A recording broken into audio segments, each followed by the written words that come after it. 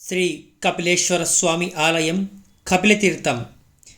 పూర్వం కపిల మహాముని పాతాళ లోకంలో భోగవతి నదీ తీరంలో ఆశ్రమాన్ని నిర్మించుకున్నాడు.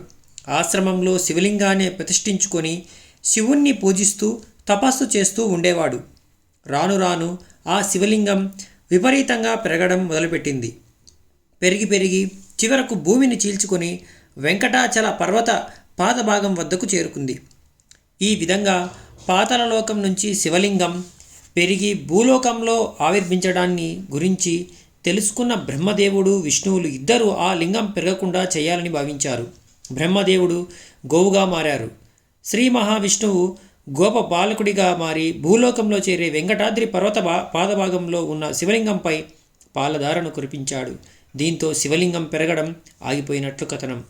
పాతాళలోకం నుంచి భూలోకం చేరుకొని కపిల మహర్షి పర్వతపాదం వద్ద ఉన్న శివలింగాన్ని పూజించారు. పాతాళలోకంలోని భోగవతి భూమిపైకి చేరుకొని శివుడి పక్కనే తీర్థంగా మారింది. ఈ విధంగా పాతాళలోకంలో కపిల మహర్షి చేత ప్రతిష్ఠించబడి భూలోకంలో స్వయంభుగా ఉద్భవించిన శివలింగానికి శ్రీ కపిలేశ్వర స్వామి అనే పేరు ఏర్పడినట్లు, పక్కన ఉన్న తీర్థానికి మహర్షి పేరు మీదనే కపిల తీర్థం అనే పేరు ఏర్పడినట్లు స్థల పురాణం వెల్లడిస్తుంది. చారిత్రకంగా పరిశీలిస్తే ప్రాచీన కాలం నుంచి ఉన్న కపిలతీర్థం శ్రీ కపిలేశ్వర స్వామి ఆలయం విజయనగర చక్రవర్తుల విశేషంగా కృషి చేసినట్లు చారిత్రక ఆధారాలు వెల్లడిస్తూ ఉన్నాయి. విజయనగర రాజ్య సింహాసనాన్ని శ్రీకృష్ణదేవరాయలు అనంతరం అధిష్ఠించిన అచ్యుతరాయలు సామాన్య శకం 1529-42 కపిలతీర్థం పుష్కరిణికి మరమ్మతులు చేయించి రాతి కట్టడాన్ని నిర్మింపజేశాడని, కోనేటి చుట్టూ సంధ్యావందన మండపాలను నిర్మింపజేశాడు.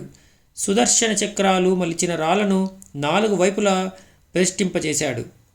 తిరుపతి సమీపంలో ఉన్న కొత్తూరు గ్రామాధికారి బ్రహ్మరాయన్, మునై యాదవ్, రామన్ విజయనగర పాలకులు సదాశివరాయలు, అరవీటి వంశ పాలకుడు పొట్లపాటి తిమ్మరాజు వంటి పాలకులు ఎందరో కపిలతీర్థం ఆలయ అభివృద్ధికి కృషి చేశారు.